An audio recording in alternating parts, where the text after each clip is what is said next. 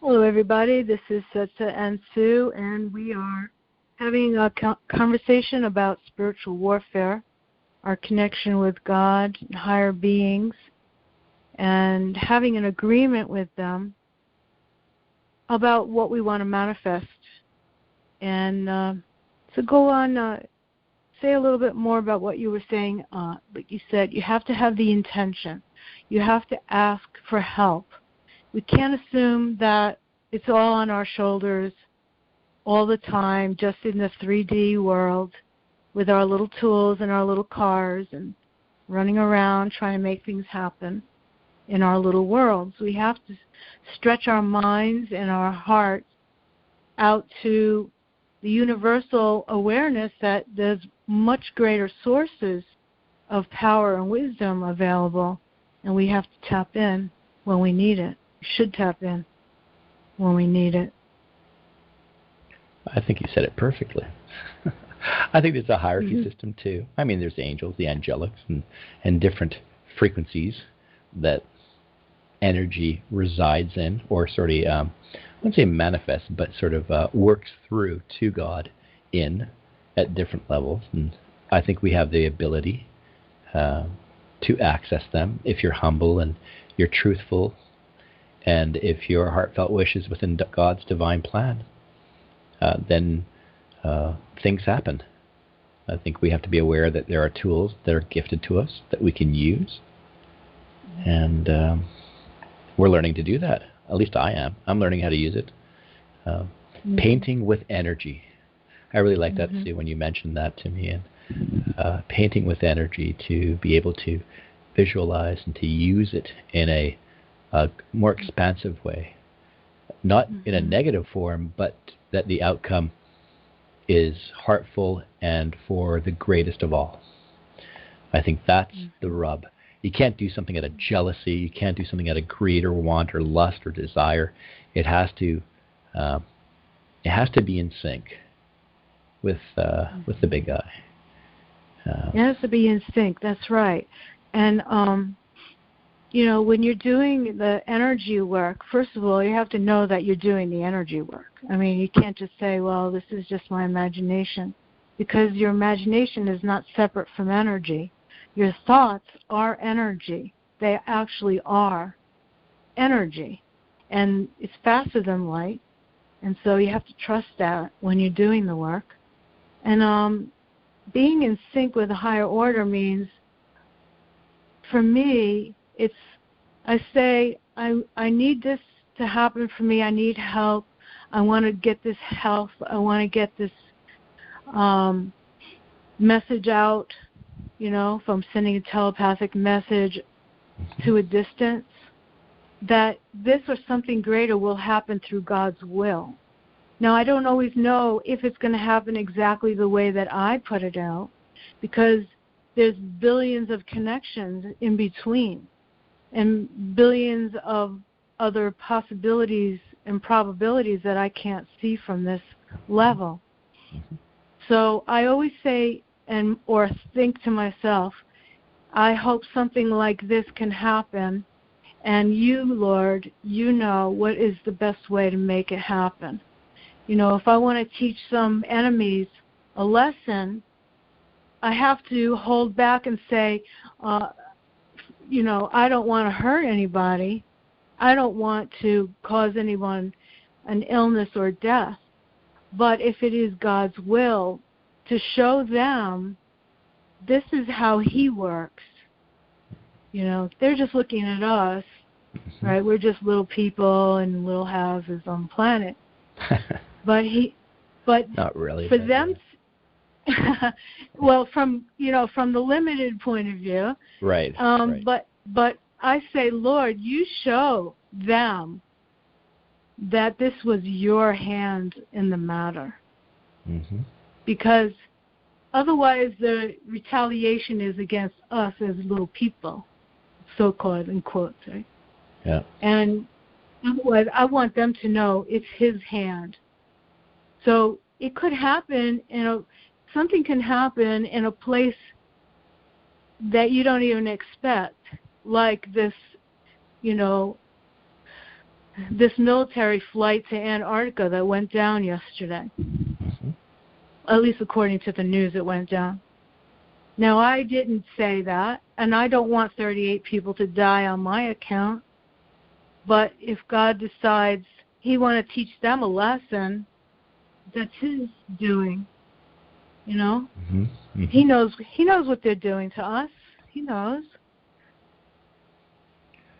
And, with all their technology, their outright refusal and acceptance of God's divinity, because what they're doing is literally a slap in the face for His creation. Every one of us have a divine path that was bestowed to us. They've stolen much of it. They've caused harm. They've swayed it. They've used it for their own good. This is a distortion. I call it a distortion, for lack of a better term. But do they really think that there isn't a price? Even though some may be coerced, threatened, fear, harm, death, bribed. Mm-hmm. Everybody has a choice, though. Mm-hmm. Where do you draw the line? Where do you stand? And I think when you stand finally in the truth, and you're no longer going to sell yourself out, no matter what the price is, you become empowered, and then you're gifted. I think God says, okay, you're ready for it. Here's a little more. Yeah. Remember I mentioned 2 Chronicles chapter 15 last week, or a few days ago. Yeah. And I went back to it, and I outlined just a couple of spots that I would like to share. So this is 2 Chronicles in the Old Testament, chapter 15. And it starts out with, "Now the Spirit of God came upon Azariah, the son of Oded. And he went out to meet Asa and said to him, 'Hear me, Asa, and all Judah and Benjamin. The Lord is with you while you are with him. If you seek him, he will be found by you. But if you forsake him, he will forsake you.'" And then later, line 7, it says, "But you, be strong, and do not let your hands be weak, for your work shall be rewarded." That's nice. And then line 12, skipping around a little bit here, "Then they entered into a covenant to seek the Lord God of their fathers with all their heart and with all their soul." And then after that they go to war. Mm-hmm. That's why I'm bringing it up now. Yeah. Mm-hmm.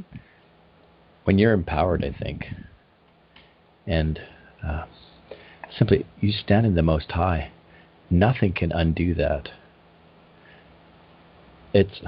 You got to experience it. Yeah. You got to know. You got to have not just the validations, but you'll get the pat on the shoulder. You'll get the affirmation when you finally not just surrender, but you make it.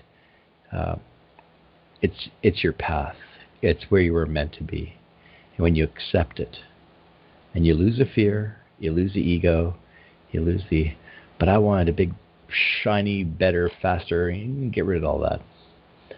You finally become as you were created. I think, as God created you. I can't explain. It's just there's such a weight that's removed. It's hard to put in words. Yeah. Yeah, it's hard to put in words. Go ahead. You're opened up. You're removed. You're flooded with energy. It's just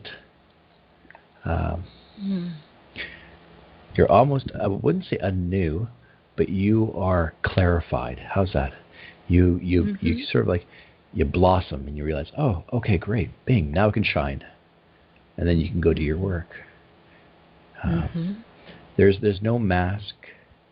There's no reason to filter. No PC bull.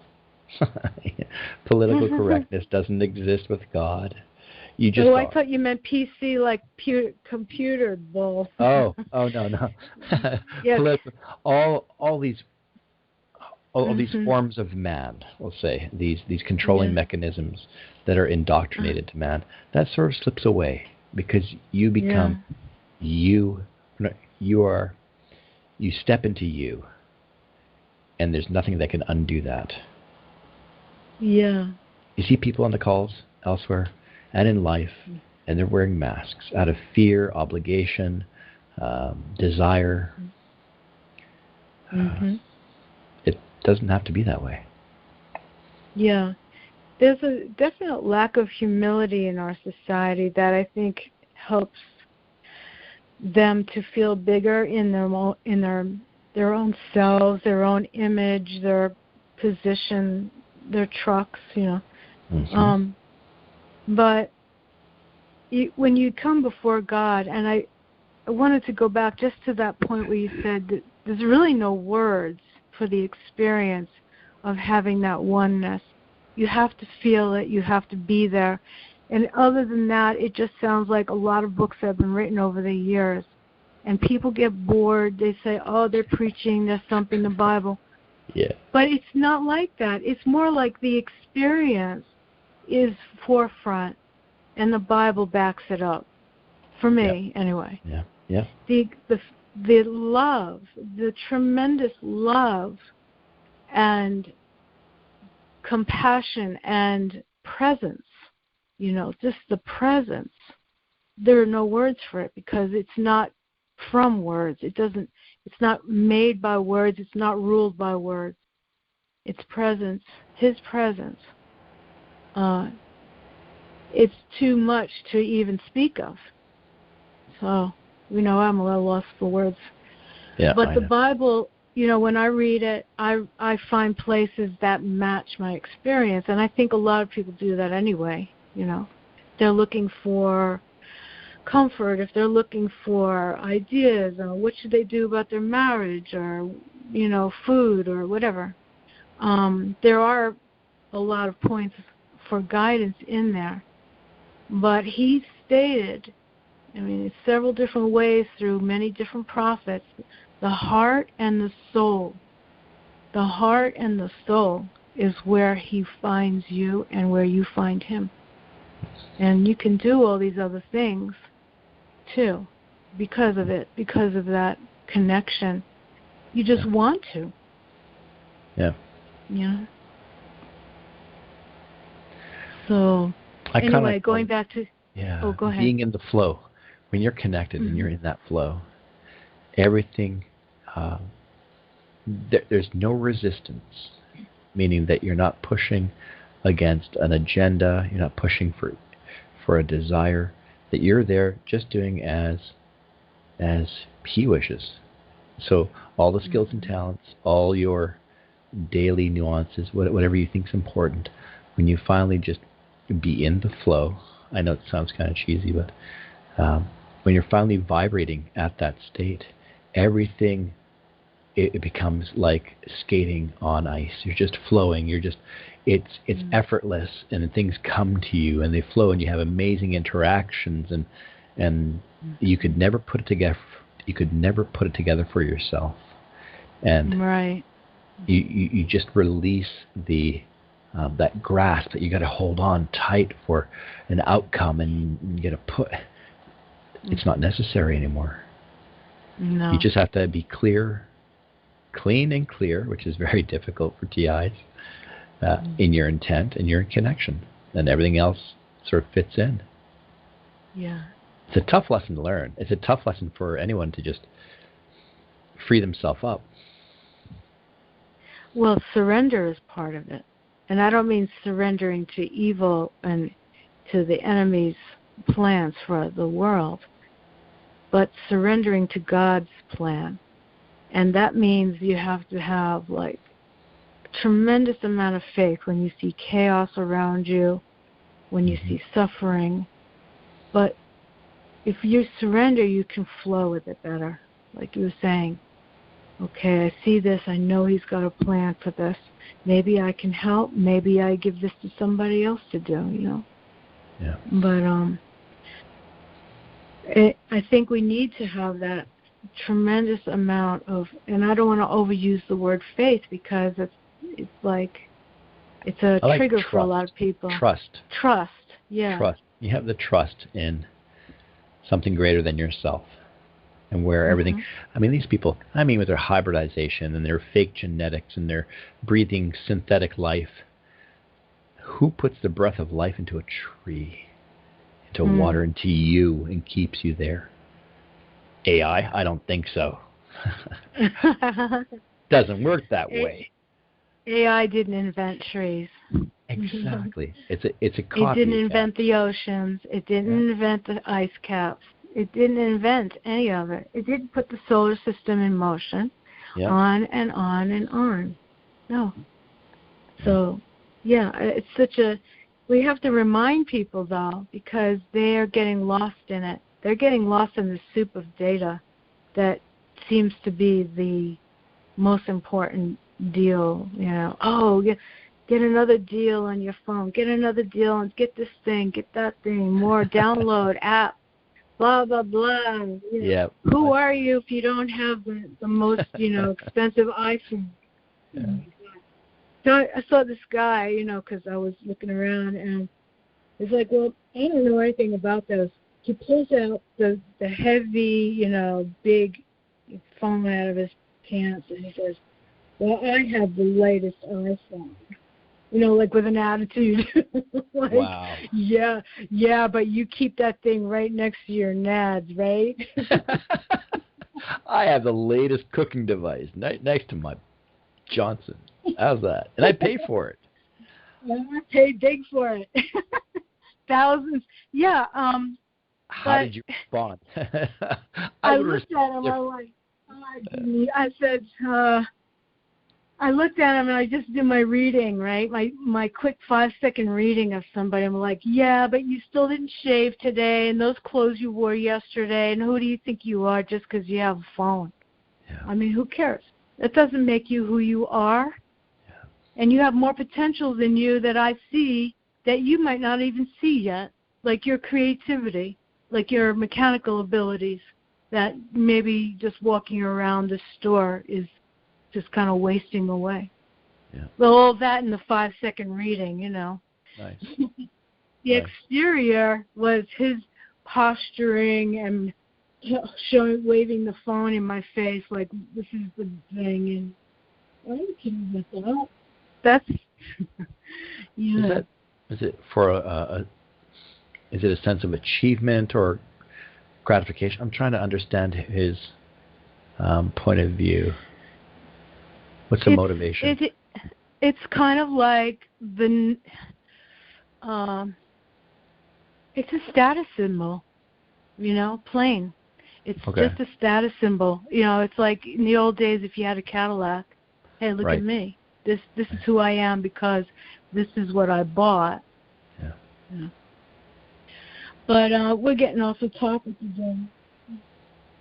So anyway, bringing it back to spiritual warfare, we have to consider that if we are in a difficult situation, there are lots of places, stories in history where people who were loyal, people who had a heart intention to do the right thing, and yet they were forced into a situation where they had to defend themselves. That's where we find stories in the Bible to support us. That's where we find, like, the 101 Weapons of the Spiritual Warfare book. Mm-hmm. Because there's plenty of examples. And I especially love, and this is because of my attunement with weather, is the weather. And that sounds like a trite thing, right?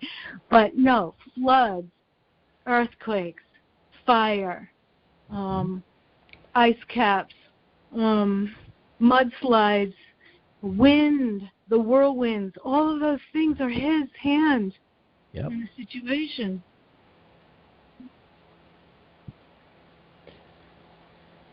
So I love those. Maybe we can use one of those now. I'll go in the other room and get my book. Sure.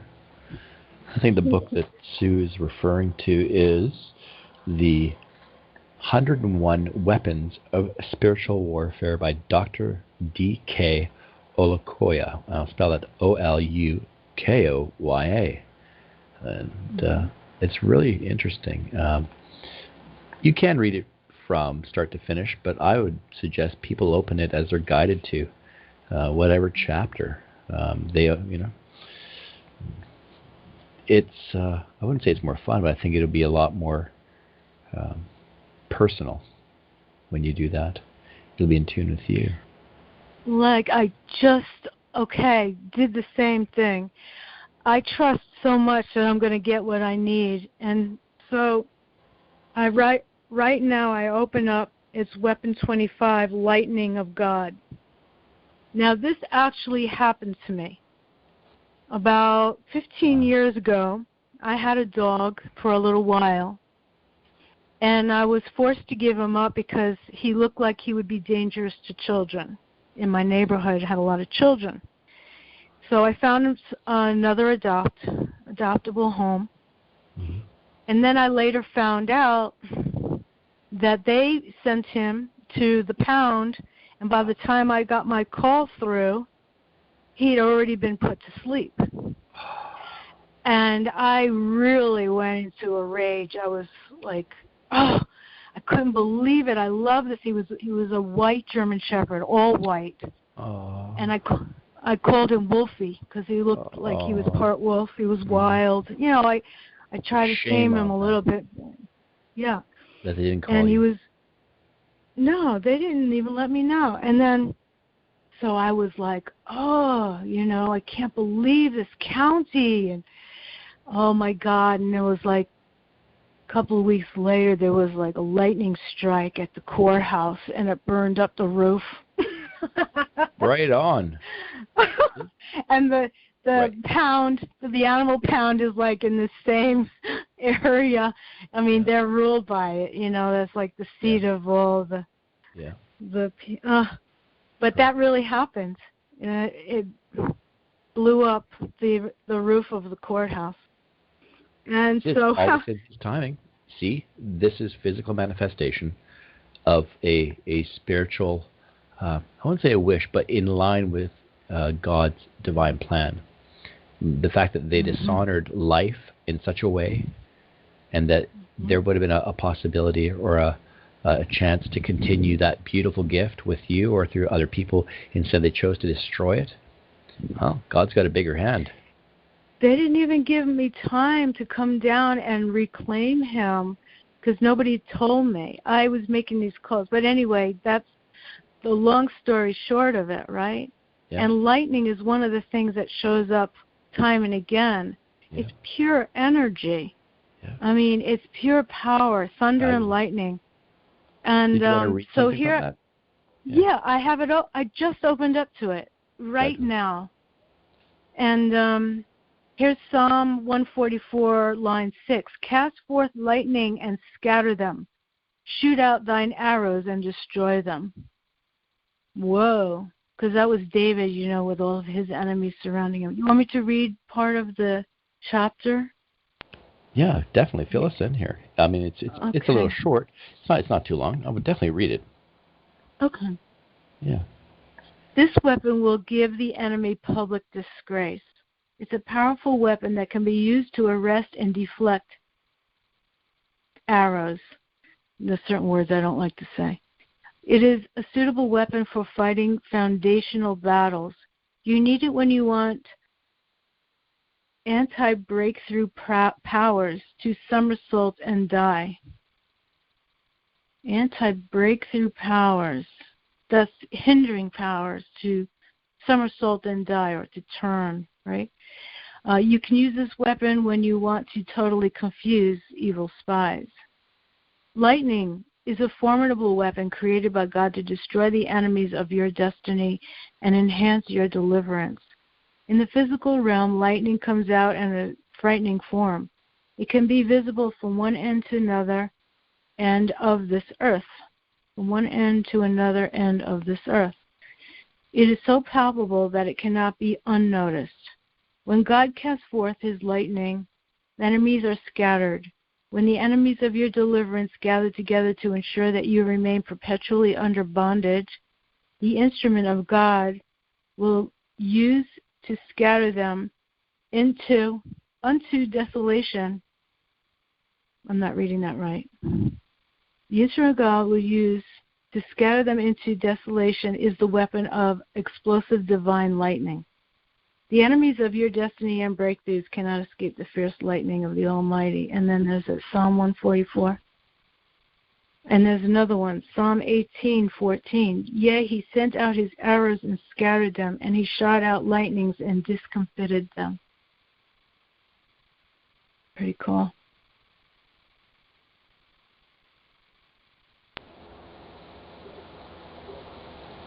I like how he backs up Scripture, and then yeah. It's an unchallengeable weapon, as no one can ignore lightning. In the physical realm, no demonic gathering or perpetrators of bondage can joke with this weapon of lightning. The purpose of this weapon is to scatter, confuse, and to make battalions of demonic agents to flee. When they flee, an end is brought to their activities. They will abandon their mission, ignore their agenda, and the totality of their activities will be aborted. All God needs to do is to sentence the power that put you in bondage in the place of the total confusion. An instant burial is one powerful lightning. The lightning of God will make the powers that hold you in bondage to do so repeated somersaults until they die. And somersaults, I think, is basically just a physical expression of the power it has. It may not be. It could be literal too. You never know. Let's not limit ourselves. But when the lightning of God is shot out as an arrow, the powers of your Father's house will release and let you go. So these are tools, basically, when you're under oppressed, you're being targeted, you're being hit. You have etheric weapons on your side that you can call in. Sometimes they may be immediate. Sometimes you may hear them, see them, smell them. Maybe it'll take a little time to work through into this 3D form. Just trust and let the lightning strike, it says. So there are prayer points too further down. So, yay, go lightning. That sounds fun. Fry them. Yeah, this generation is yet to witness the full blast of God's lightning. The powers that will not let you go will be dispersed and wiped away at the onslaught of the lightning of God. You need to invoke the lightning of God against every power standing between you and your complete deliverance. The lightning of God is needed to send hot signals to the camp of the enemy. You can, therefore, pray and ask the lightning of God to issue instant judgment upon the stubborn pursuers and unrepentant enemies. That is really powerful. I like this one. This one's I do. I like that one. That resonates well. Yes, it does. And, that's the thing. Like, if you ask for help, you don't know where that lightning is going to strike, but he does. Yeah. He knows where to send that. He knows where they sit. He knows where they get their contracts written, right? Mm-hmm. We want to burn up the files, the courthouse. Just send it through the electrical line, even. Burn out their smart computers. Just fry them out from the inside out. Yeah. Shortage, whatever, or cut the power. I don't know. Oh yeah. So that happens too. Leave it up to him. Exactly. Pray. Yeah. You can pray that somebody doesn't get to their destination to cause you harm. They don't make the meeting that's supposed to finalize some agreement against you. I mean, now there's a thought that came to me just now that somebody might listen to this and say, well, that's leaning towards magic or divination, witchcraft. Yeah. And I don't think so. It's so biblically based that I can't see how, Witchcraft takes from a negative. It takes energy. for a negative outcome. It uses the occult. It uses spell casting. It uses lesser forms. This we're not doing anything. We're saying, hey God, sort this out. We got a problem here. We know you're seeing it. We're finally standing up for ourselves and saying, we need your hand. We trust in you, but this has to get sorted. We're calling upon that. You gave us the key. We're asking you to turn the key and bring it on. It's not where witchcraft is. You're a direct participant, meaning that you are, but it's at a lowered state, and it's using inversion, not a direct channel to source, God. Whatever. Finding a word is difficult to express what it, center point. Yeah, I agree with you, because a lot of those practitioners are very full of their own self, their self. Now they think I'm the one that does this and nobody else. I'm in control of my reality. I'm the manifester of all things in my world. And that's not true. We have to turn it over to the higher power of God to sort out what is really true and what really needs to be done. Because, if you go against the will of God, you could actually have that backfire on you. And that could teach you a lesson too, But really, it's not the ego. If you're suffering, you have a right to defend yourself. That's the bottom line of this call. I agree. We have the right, because we're children of God, not to be victimized by the world and their values and what they want to take from us, what they want to take from innocent people and animals, in nature. So we're trying to defend God's creation. Everything here was gifted a birthright, from the plant kingdom, animal, insect, the whale kingdom. Everything was gifted a birthright. That birthright, I won't say people, there are those that have found a way to usurp, control, and steal others' birthrights for their advantage, to enrich them, empower them, to hold over others. This is an affront. It's a slap in the face of God, because you're taking something that is not yours. It's not freely given. Even if it's a contract, or that's man-made. It's not.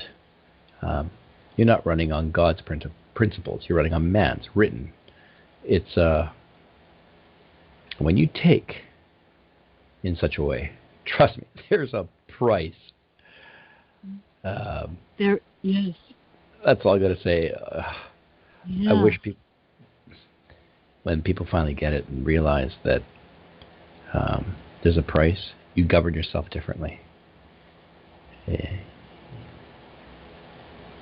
Simply because and if you don't learn it here, if you don't see it here, in the hand of God, on the parties all who are concerned, then you're probably going to see it when you get out of this world. When you get to the other side, there is not a single secret that isn't already known there. Everything that you've done, everything you said, everything you thought, all your feelings, all your resentments, or your greed, or the 7 deadly sins, no secret. So everybody has to, weigh in the balance. Like, it says in Daniel 5, Mene, Tekel, Upharsin. Everything is going to be weighed and balanced. Everything. It's the nature of the universe. I think many just don't, I won't say comprehend, they just don't know what that means. They don't have something to judge it against. They don't know the real value of that. You hear words, oh no, hell, it's not that bad, it's frozen. Want to bet? They don't know. Once you drop the body and you return, or if you go to intermediate places, we don't know. Everything is written on you. It's written on your soul. How do you want to govern yourself? Is it worth the little benefit? I don't know. Temporary benefit. Yeah. I don't know, Sue. I mean, it's a challenge for all of us. I think TIs have a greater load to carry, although we have the benefit of seeing. I don't know. We do have more awareness. Yeah. No, you're fine. We're in a position where we have to face challenges that go beyond the average person. And there are people who have big challenges in this world.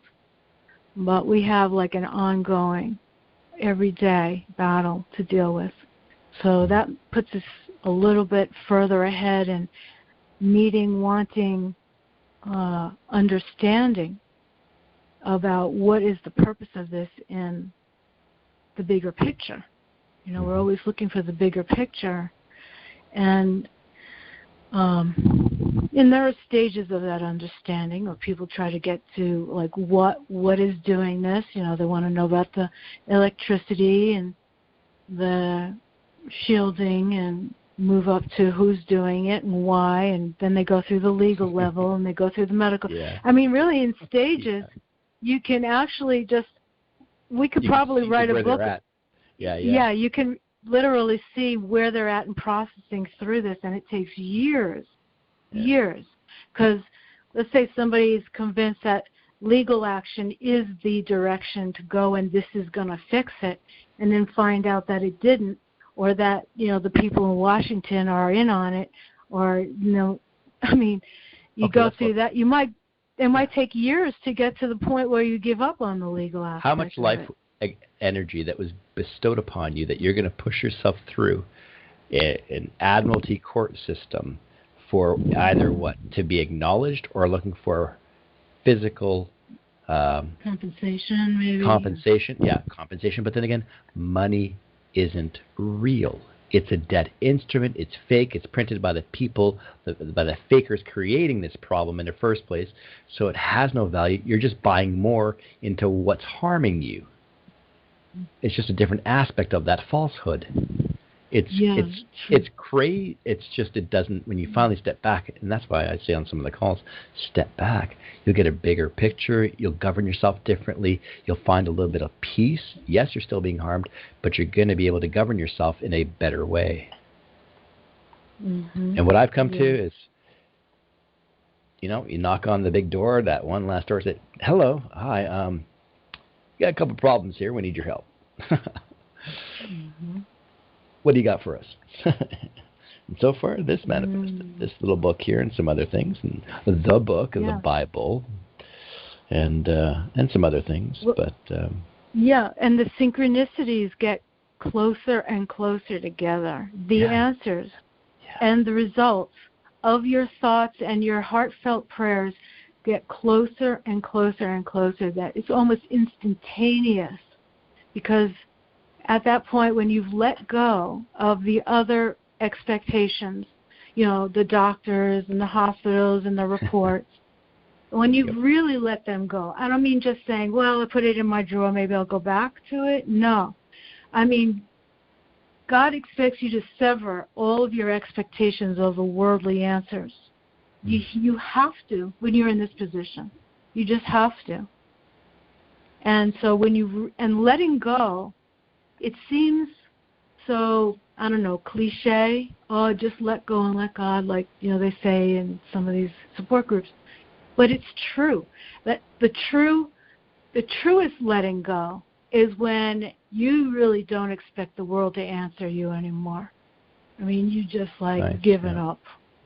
And then you can really ask, Lord, I am ready for the biggest answers you got for me, any way, any time, whatever form, and I will look for it. Nice. You know, I plan on seeing your answers. Bam! It could happen within 5 minutes if you're looking in the right place. Instantaneously or within a certain period. Yeah. I had a friend ask me if I had life insurance still. He wanted to sell me life insurance. I said, no, I got rid of my life insurance. I said, I have God insurance. He looked at me puzzled. He goes, God insurance? We don't sell that. I said, what is that? I said, my insurance policy was with God. Why would I take out life insurance? That's anti-God. That's saying you don't trust in God. You don't trust your life. in His hands. You have a divine plan. You have a plan for man, and when He looked at me, He just didn't get it. I think He gets it now, maybe, but that was funny to see His puzzled face because He sold insurance, and so that was priceless. When you step again, when you're in truth, things are synchronistic. They come together quickly. Like I just opened up the book again, Weapon 36, The Great Earthquake. What's going on now? Tons of tectonic stuff every day. I'm currently rearranging pictures every day on my walls because things are moving. So. Oh, you really? Oh yeah. Oh yeah. Things are shifting. We're in a seismic zone here. We have, one diffusive plate. There's always movement. It's just a little bit. You noticed it. You don't really feel it. You just notice the picture sometimes crooked. Okay, we had a little earthquake. It's not like Japan or elsewhere like New Zealand, but. I'm going to that. You said lesson 36, the Great Earthquake. Here we are. Yeah. Go ahead. Yeah, sure. No, I have to open it again. Go right ahead. I have to find it. Okay. All right. The first part says, this weapon can be used when you want to cause an uproar in the enemy's kingdom. Ta-da! You can use this weapon when you want to deal with stubborn enemies. It's a weapon that will grant you unchallengeable victory. This weapon will silence every enemy of your progress. With this weapon in your hands, your destiny will be fulfilled. Now, I want to take issue a little bit with in your hands, because we are not doing this, but all right, we do have a physical example of something that happened recently in July, where there was two huge earthquakes at China Lake, where there's the naval base, and that whole area is surrounded by Navy, Air Force, military, Marine. I mean, they're all in that area. Now, that was an earthquake. It's kind of on a fault zone. Yes, they do have a lot of tremors, but they built it they probably had engineers going, oh, this is pretty stable, we've got some cracks we can use and drill some tunnels, but they had two major earthquakes which basically shut them down, and that was not I don't think they wanted that for themselves. And who knows who prayed for that, Somebody did. Something manifested in the physical. Yeah. God can raise great earthquakes and use them as a weapon to deal with the kingdom of darkness. Some enemies deserve devastating blows. Such blows can be received in the form of a great earthquake. An earthquake can create a landmark. It is a violent eruption that shakes everywhere. When God wants to silence the enemy completely, He commands an earthquake to destabilize them. Matthew 27:51 says, and behold, the veil of the temple was rent in twain from the top to the bottom, and the earth did quake, and the rocks rent. I think that's when Yeshua was getting nailed. I'm not sure. Just that chapter. A powerful signal. The earthquake being referred to here is not a common earthquake. God uses great earthquakes to deal in an unforgettable manner with the enemy. That's what I like about it, because it's like permanent, Can't just clean it up and build it. You can clean up the buildings and rebuild, but you'll never forget them. Yeah. One event that shook heaven and earth was the crucifixion of Jesus. To show the world that something great was taking place, there was a great earthquake. When God wants to send powerful signals to the camp of your enemy, He would use the weapon of the great earthquake. It is my prayer for you that God will silence your enemies through a great earthquake. God is ever ready to bring out and use a weapon of great earthquakes. He has promised in Isaiah 13:13, therefore I will shake the heavens, and the earth shall remove out of her place in the wrath of the Lord of hosts and in the day of His fierce anger. There's a bunch of quotes here. I don't know if I'm going to read them all, but do you have a favorite that you like? are all good. Just keep going, Sue. It's good. Yeah. Yeah. Yeah, okay, Joel 3:16. The Lord also shall roar out of Zion and utter his voice from Jerusalem, and the heavens and the earth shall shake, but the Lord will be the hope of his people and the strength of the children of Israel.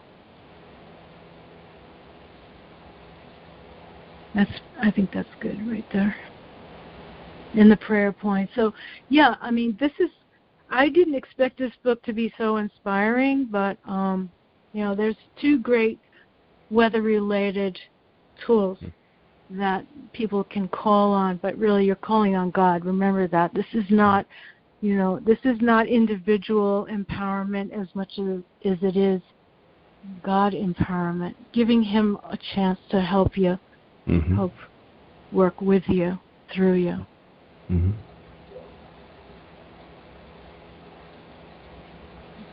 Oh, God is the greatest takes you warrior. out of your... Yeah, God is the greatest warrior. We got to just give him some space and room. And today they're trying to unwrite out of every part of civilization, in schools and legislature and the courts. They're trying to unwrite God. And they don't want that word on people's tongues or in their mind or heart. You can buy as much as you want. You can fornicate as much as you want, but just don't use that word. Yeah, it's crazy. And, isn't it ironic that they would take it out of the schools, but they'll keep it on every single dollar bill that you spend in America anyway? Well, that's their God. It's not the God. Their God is mammon. It's different. It's a different... it's a different source. God would never print himself on money. What does God need money for? He doesn't. He doesn't need money. He isn't. Yeah, he isn't money. Yeah. It's a joke. So we've been duped, period, and misled. And now that we're freeing ourselves, I think a lot of TIs were specific. I still think that every soul expression coming in here is known, and they have the technology for that. I wouldn't say the technology. They got the tools. They got the tools for that, and the mechanisms to watch souls. Because society is very finely honed and controlled these days, and it's been for at least 1,000 years. I wish I knew how they were measuring that, how they know when the souls are coming in and what they look at. What is it, like an energy field, an orb that hangs around the mother, something like that. I actually was thinking, I don't know. I don't want to believe that they're that advanced. I think they probably get your genetic samples when you're born or when you're young, like your first visits to the hospital or doctors. Take your genetic sample and then run, and then see what your lineage is. And I think part of my situation is because of my lineage. For sure. I mean, when I think about it, Same here. Mm-hmm. And so they must have gotten that from genetic code, which they're experimenting with since the 40s, 30s. They've been experimenting with genetics. I know they can read. You can buy kits now, but it doesn't tell you that much. I mean, you don't use those kits. Those DNA, the 23andMe and Ancestry. Do not use those kits. Those kits they steal your DNA. They can use it in perpetuity. They can clone you.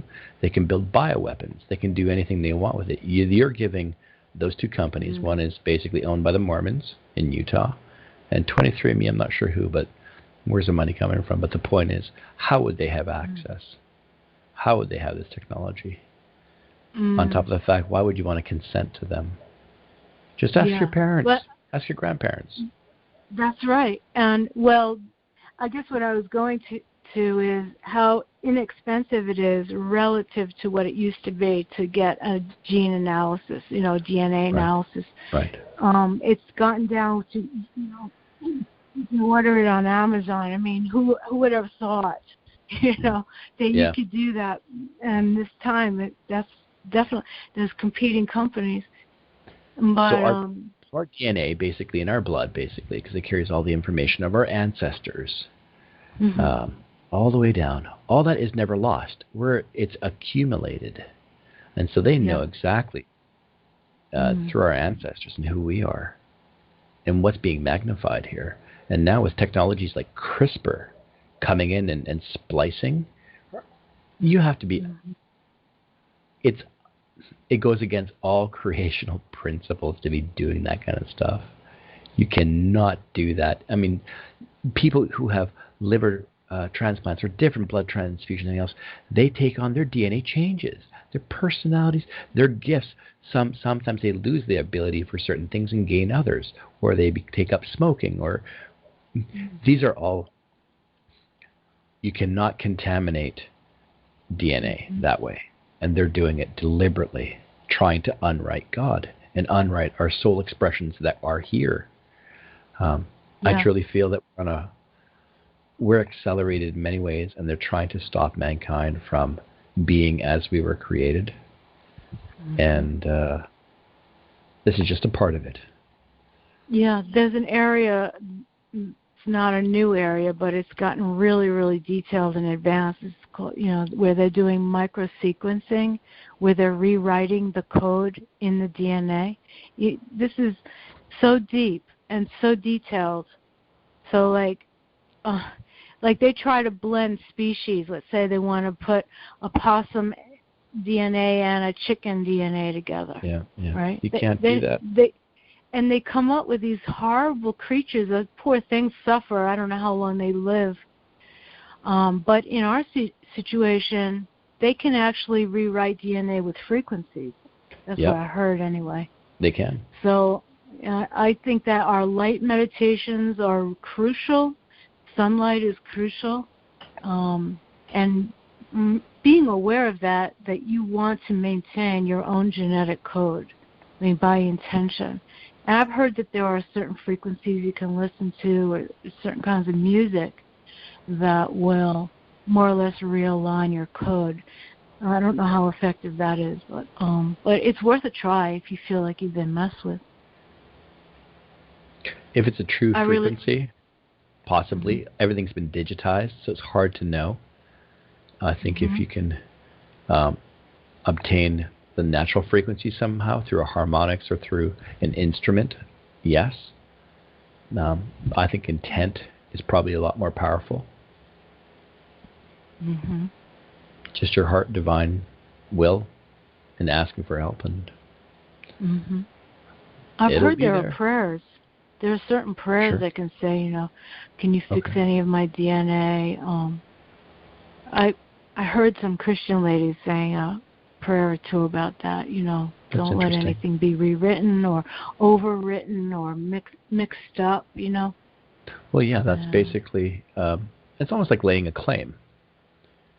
If you want to look at it that way, and saying, I wish to retain my natural, unadulterated state as I was gifted, and claim your birthright and everything else.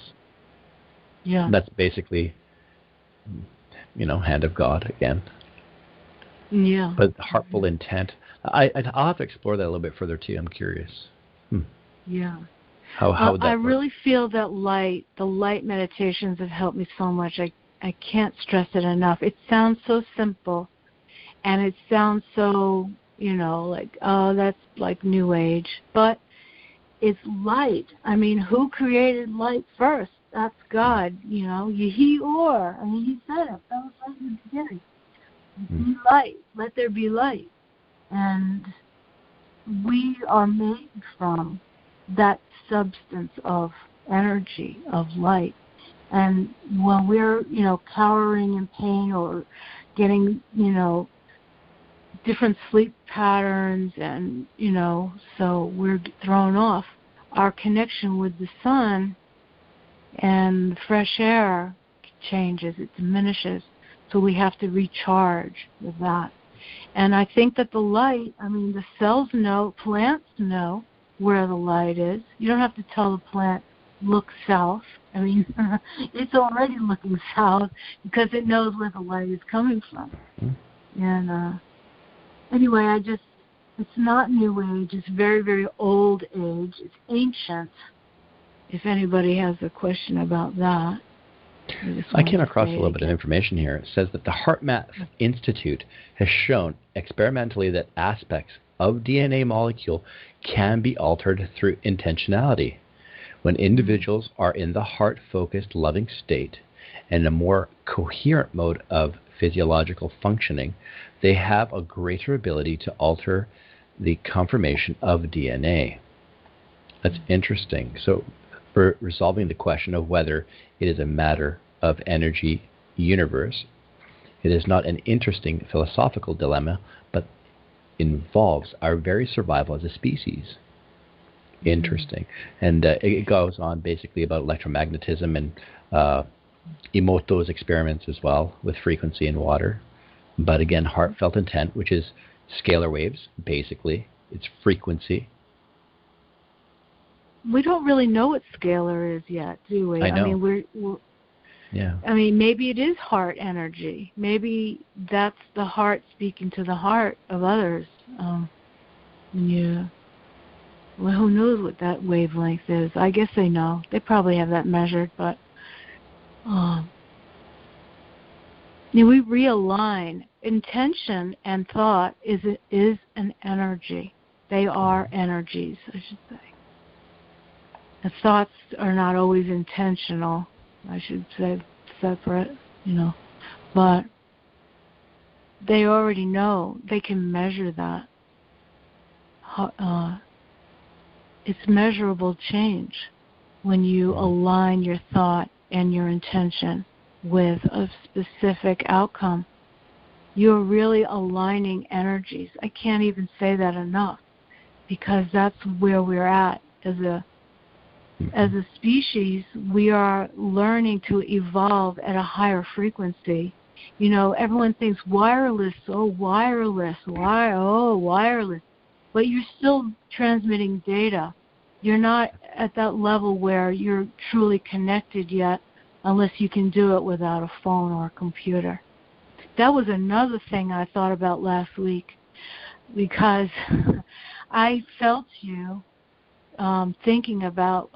concerned about my well-being when I wasn't able to make the last call.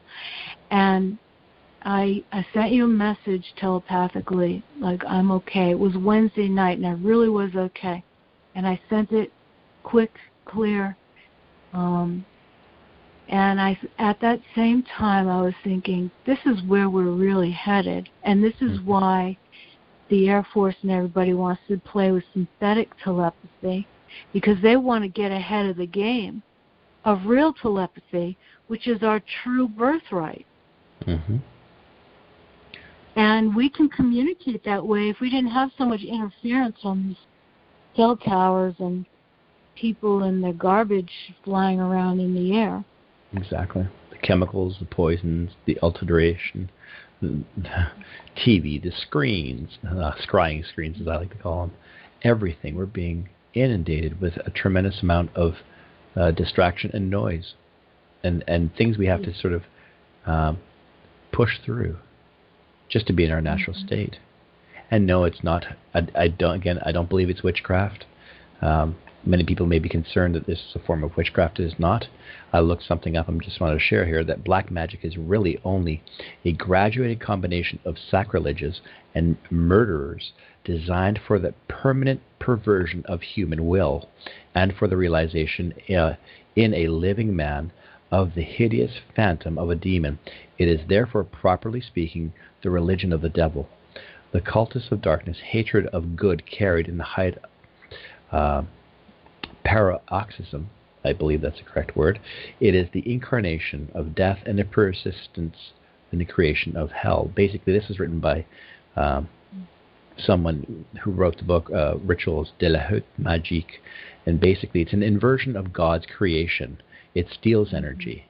What we're speaking here is a direct connection to God and doing His will. So just to clear that up, sorry, I didn't mean to throw anyone off and change the conversation, but it's good to I clarify to be because it's good to clarify because there's a lot of confusion, especially in the Christian communities, where they feel that they're not allowed to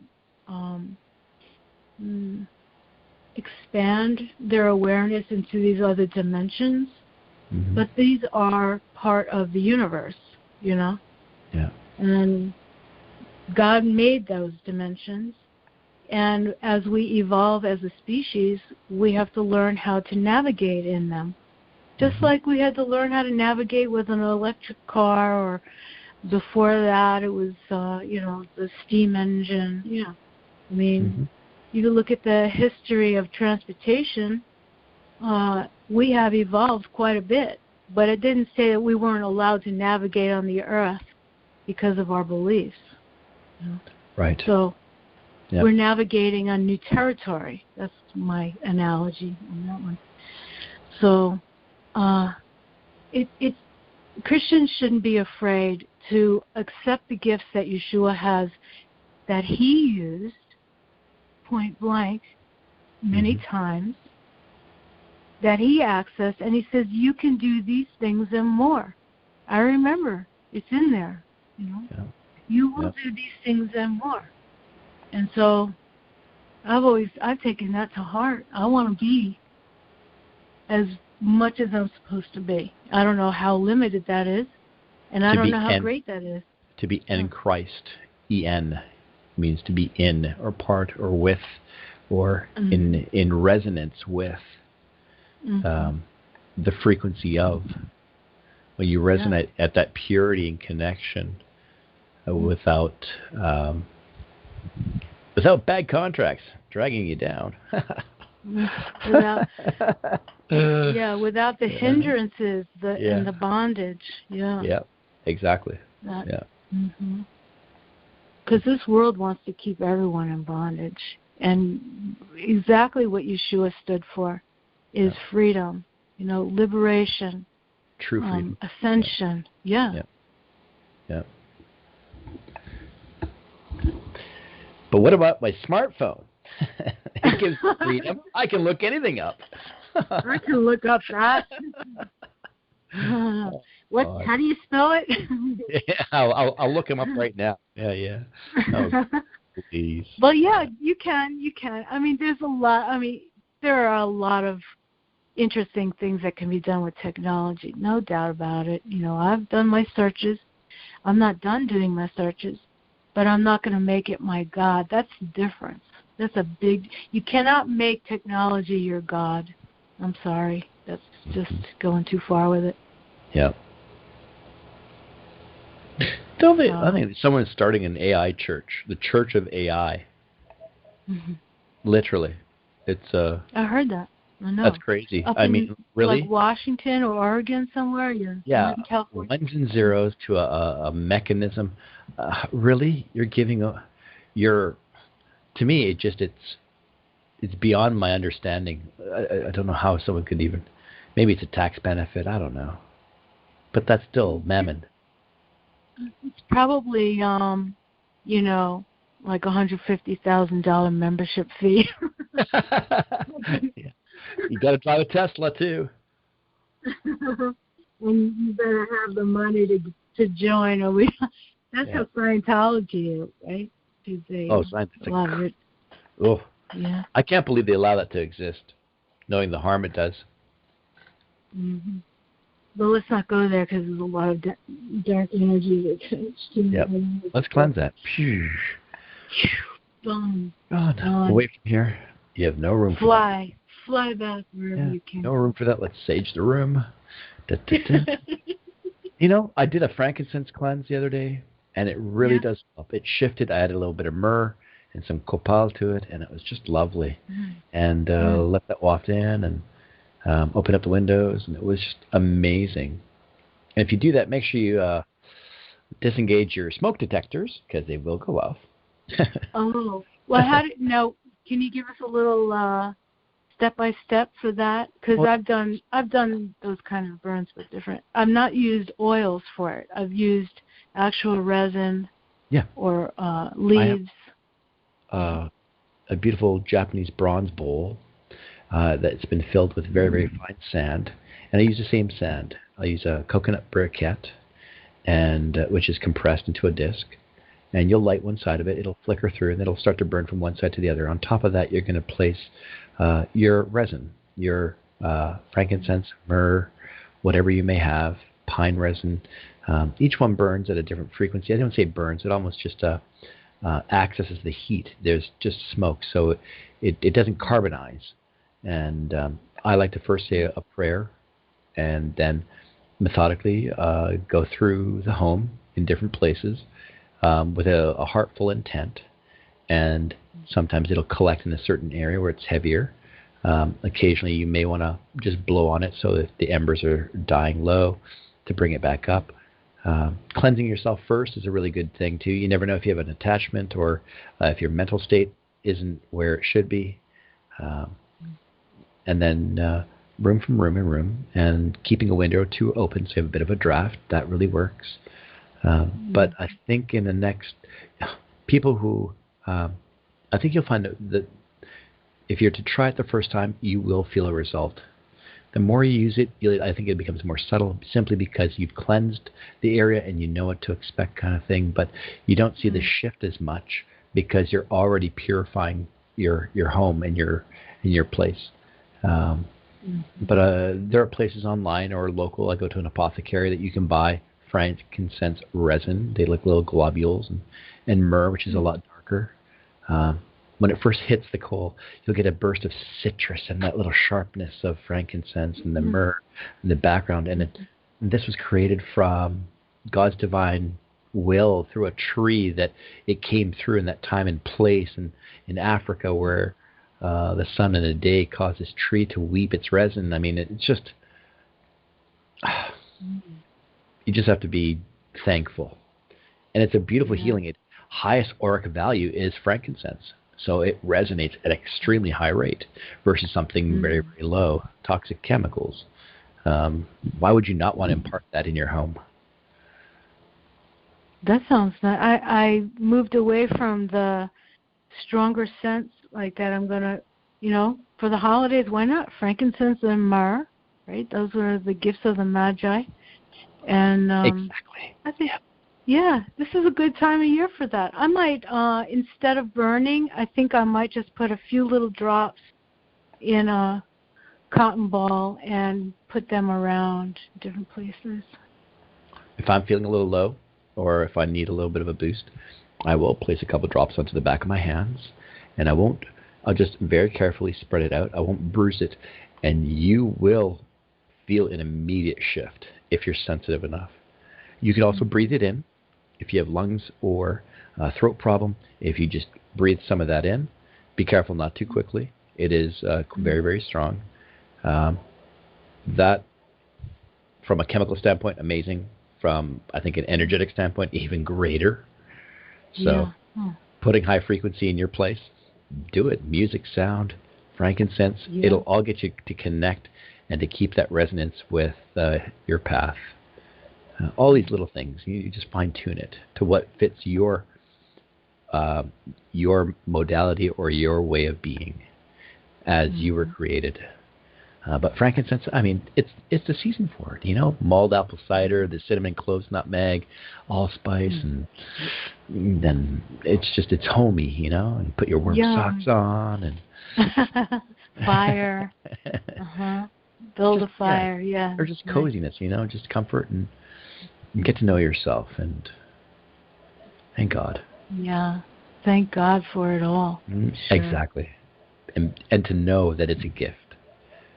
Some people, some TIs are out on the street, and that when I heard that some have been displaced, I can't imagine. Well, there's going to be a new turn for everybody. Right. Nobody's situation is permanent. That's the one thing that we can count on. Everything keeps changing. Energy never stays still, and no situations are permanent. So whatever they're going through, if they look up, they'll probably find a way.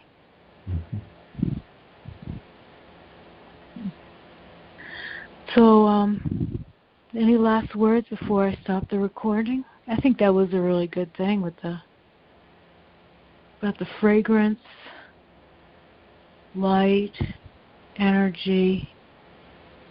A bit of lightning here would be nice. I'm kidding. You don't need to use that yet, God. I was just joking. Just kidding. It's good. It's all good. I'll let you know if I need your help. Yeah. It's out there. I mean, it's there. I know.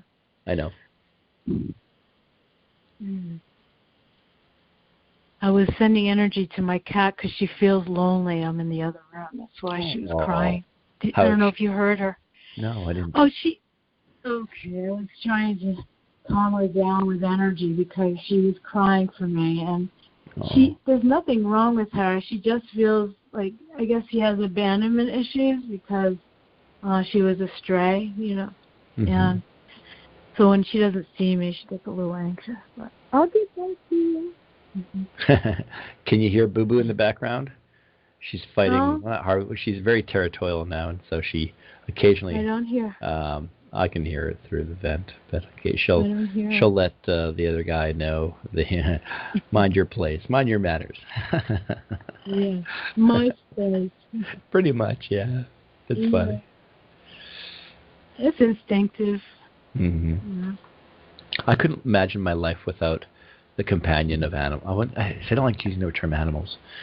Of these souls that reside within the bodies of an animal. And it's just, I couldn't imagine. It would be very empty. Yeah. Even TIs who can't have pets, go down to the SPCA and walk a dog for a week, for a half an hour or something. Oh, yeah, you can volunteer and do that and not take, you don't have to own them. You don't have to own all the animals. You can just give them a little meal here and there, give them a walk, give them some compassion. Yeah. I fed the birds today and changed their water. I do that about once a week, maybe twice. And I like to listen to them. And, it's winter. They need a little extra. So that's kind of a fun thing. And I feel like I don't have to own nature. I don't have to own land. That's another distortion of our society, what people think. Oh, we have to own this line to this line.